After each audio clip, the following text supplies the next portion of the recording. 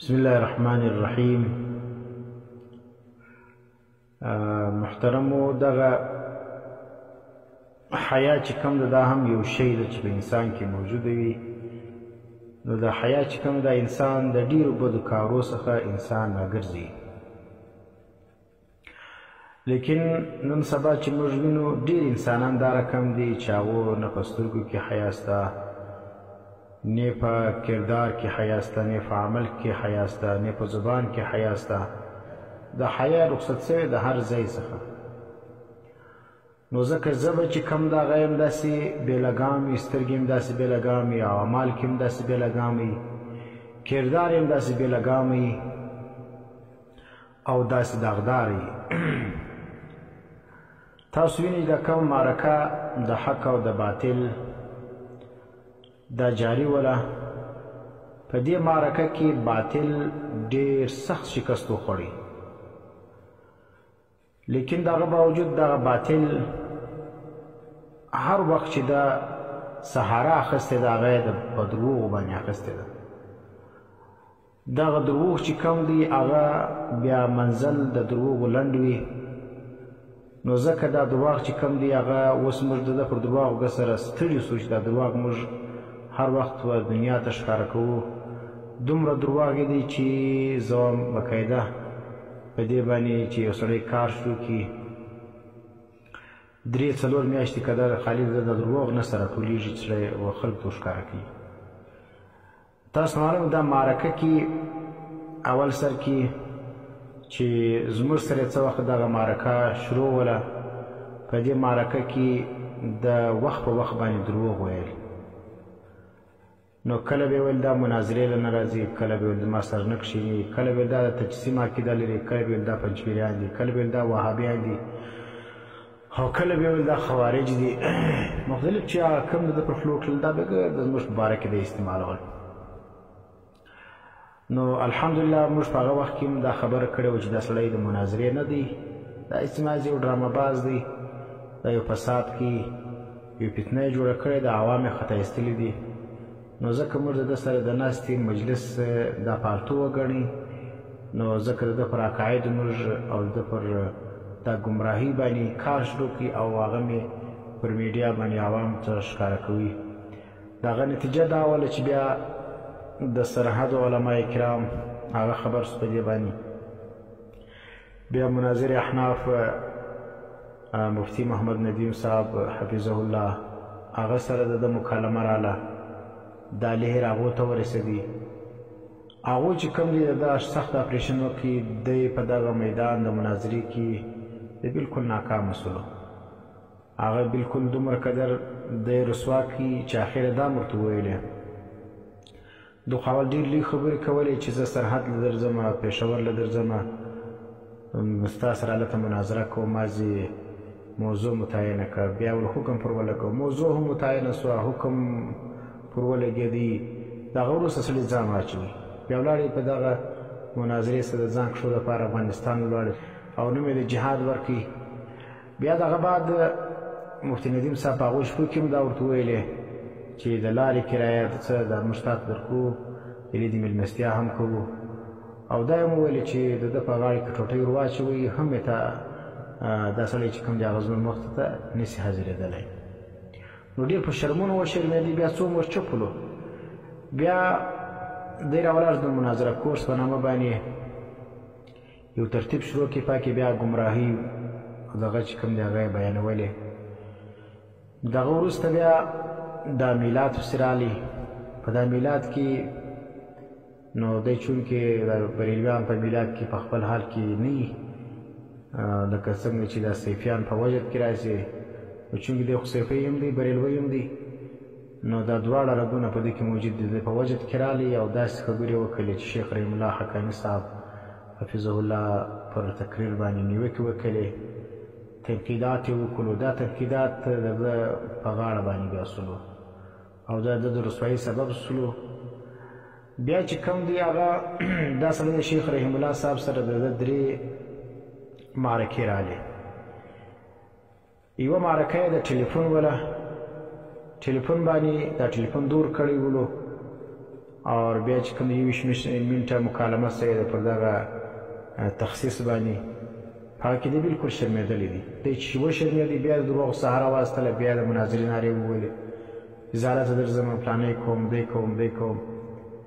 خو بهرحال بیا دغه وروسته علما کرام په مابین کې رالو هغو دعوه ولیکله جواب یې دعوه یې ولیکله نو ما ته یې ویلي چې دا ډرامه باز دی دا نه مناظره کوی سي په ګرد عمر دا سړی مناظرې ته نسي کښېنستلی که کښېنستی سخت به شرمېږي نو دی چې کوم دی هغه بیا دا جواب دعوه چې ولیکل سوله ثالثینو پر ده باندې دغه پر دواړو جانبین باندې دا دغه وکړي چې تر څو وخته مناظره نه وي سوې تاسو یو د بل خلاف داسې کلیپونه مه کوئ چې یو د بل جذبات په هغه باندې مجروح سي او یو بل چې کوم دی هغه داسې پارونکي کلیپونه چې یو په بل په هغه باندې راپورته کړل سوي دا مجلس بیا نور زور واخلي نو که چا دغه چمونه وکړل هغه سړی چې کوم دی هغه بیا شکست خورده موږ بولو اول سر کې دا سر ورخلاص کړي اوس یو سړی راولاړېږي دغه شک ورته بیان سوی او بیا هم دا چم کوي نو معلومه خبره ده د شکست دی ده نو اول یې په ټلیفون کې شکست وخوړی چې تاسې واورئ چې ډېر سخت رسوا سو د یو دلیل چې کوم دی هغه د نه پیش کړی او دویم چې کوم دی هغه بیا دلته ثالثینو باقاعده فیصله پر ده باندې وکړه چې دا سړی چې کوم دی هغه پړ دی او شیخ رحیم الله چې کوم دی هغه وړ دی بیا چې دی دغه سپده کې رسوا سولو بیا راولاړ سو بیا وویل زه بیا مناظره کوم بیا شیخ صاحب کور یې ودان هغه بیا د دغه ارزو پوره کړله خو بیا چې کوم دی هغه یې دوکه و دجل ورسره وکړي دغه مجلس چې کوم دی هغه همداسې بېخونده مجلس سولو په دې کې نه مناظره سوې ده نه بحث سوی دی نو داسې بدخوندي راغله په دا مجلس کې دا بدخوندي ته دی څه وایي دی په دا باندې ما مناظره وګټله نو تا دوه مجلسونه هیر دي چې په هغه کې ستا 18 بجاوسي وویلې ټلیفون کې د 18 بجاوسوله او بیا دغه ثالثینو ستا 18 19 در بجاو کړله او دریم مجلس چې بېخونده مجلس دی چې هغه سوی لا نه دی ستا او د مابین کې مناظره سوې نه ده ته د هغه پر بنیاد باندې نن چې کوم دی هغه مبارکي اخلي چې ما وګټله نو شرم او حیا هم یو شی وي د انسان لپاره چې څوک ولري چونکې دوی شرم او حیا ګسه لري نه نو ځکه دوی اوس راولاړېږي پر دغه باندې بنیاد باندې دغه سیفیان دومره قدر حیا نه لري پر دغه شی باندې چې مجلس هم سوی نه دی د طالبان مابین کې جګړه راغله بیا پولیس په دې کې رالو بیا شیخ صاحب یې راویستی او بیا دغه دوی ته دغه ویلي چې اوس دا مجلس نه کېږي په ویډیو کې ته صفا د حال موجود دی چې تاسو بل وخت دغه ټیم وټاکئ او په دا ټیم کې عبدالخالق یوار وایي زه تاڼې کې ورسره کښېنم بیا چې هغه خلک ورته ووایي یا کور والا چې موږ به ټیم متعین کړو بیا به دا درخواستونه ډي سي و ایس پي و پلانې ته ورکړو په دا وخت کې دی وایي چې زه چې کوم دی هغه امارت کې ځم په افغانستان لره په هغه کې به ما دوی په دارالمان کې مناظره سره کوم د خوله ډېره شخونده په افغانستان کې امارت په ده باندې پابندي لګولې ده باقاعده یې غټه پرچې راایستلې ده چې دا جناب چې دی دا په افغانستان کې د تقریر منع دی دا دونه فسادي سړی دی امارت د بارډر هاخوا ته د پر تقریر باندې پابندي لګولې ده او دوی راولاړېږي په دارالمان کې مناظرې ورته کوي او خلک وایي موږ په کاسه نه په هډوکو نه راګډو ته په کاسه راګډېږي د ده ډېره خوله شخول سوې ده په امارت باندې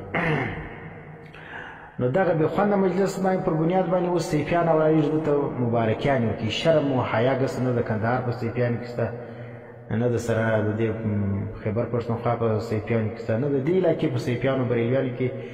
دا شرم او حیا شته چې پر کوم بنیاد باندې تاسو دته مناظر احناف وایست مناظر اسلام وایست دا خو حنفیت هم وشرموي او د سیفیت هم در وشرموي د بریلیت هم در وشرموي تاسو په دې باندې سر نه خلاصوي دا رقم کسان که ستاسو مشران ولو نو تاسو د بریلیت او د سیفیت څخه لاس پرېږدئ انشاءالله دا به ډېر ژر رسوا کېږي او موږ خوشحاله چې دا رقم ستاسو مشران وي او الحمدلله دا رقم دا پټ بریلیان چې دلته به زموږ په علاقه کې وو ډېر وخت څخه دا پټ سیفیان او بریلیان هم اوس ښکاره کېږي او دا چې کوم ډله کې اوس د حق او د باطل کشف سوله د دې ځایه څه ونیسئ بیا تر کندهار او تر افغانستان او تر کابله او بیا تر خیبر پښتونخوا پورې دا کوم بریلیان دي سیفیان دي وینې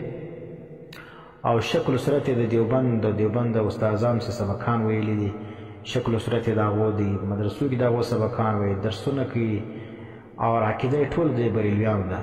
نو دا لیکي نن الحمدلله کشف شوې ده دا به نن سبا دا به ټول ښکاره کېږي ورځ په ورځ به انشاءالله دغه شی چې کوم دی هغه د عوامو ته ښکاره کېږي تر ډېره حده پورې زموږ علما کرامو دا شکایت کوي چې مدرسه کې به سبق ویلی ولو کتاب چې به کتي یو رقم مسله به ول دلته چې به معاشره کې به وکتل بل رقم به وله نو حیران به و چې اوس یې بیانوم که به نه بیانوم اور مجلس کې به چې علما سره کښېنستلو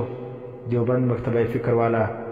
هغه مسله به یو رقم وله چې خارج به یې وکتل دلته عوام دي خلک دي ملایان دي دا رقم بریلویان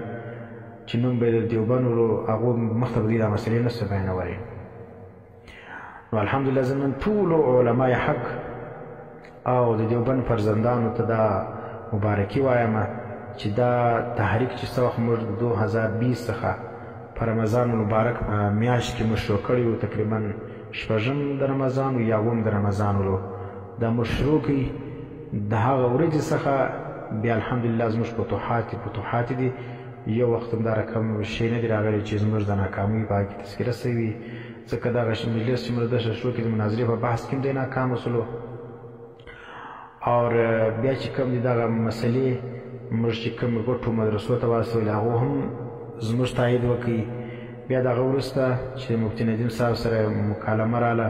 مفتي ندیم صاحب هم زموږ پر موقف باندې مهر د حقانیت ولګوي چې موږ دلته صیفي و بریلي وویل هغو هم ورته ووایي بیا د شیخ رحیم الله صاحب چې داسې معتمد عالم و چې ده هم ورباندې اعتماد ولرو ده یو مدرسې لره په طور د دغه راوستلي و د مهمان خصوصي او موږ هم چې څه وخت د سره مجلس و موږ په ثالثین د شیخ رحیم الله صاحب او د مفتي ندیم صاحب نومونه ورکړي ولو نو شیخ رحیم الله صاحب هغه هم د ده پر موقف باندې د بطلان حکم ولګوي او زموږ په موقف باندې د حقانیت حکم ولګوي نو الله پاک دې دغه تحریک چې کوم دی هغه نور هم کامیابه کړي الله پاک د علمای حق سره بلنده ساتي لکه شیخ رحیم الله صاحب او مفتي ندیم صاحب او دا رقم نور چې کوم علمای حق دي چې دیوبند مکتبه فکر سره تعلق لري او په خپل موقف باندې کلک ولاړ دي او زموږ چې کوم مجلس د علمای احناف کوم علمای کرام دي او ډېر ښه متحرک دي الحمدلله دلته خپل کار کوي د هغو ټولو زه شکریا ادا کوم چې دوی په دغه حقانیت او په دې حق کار کې زموږ ملګرتیا کوي او د دا باطل سرکوبي کوي الله پاک دې په عمرو کې دې په مال کې او دې په رزق کې برکت واچوي واخر دعوانا الحمدلله رب العالمین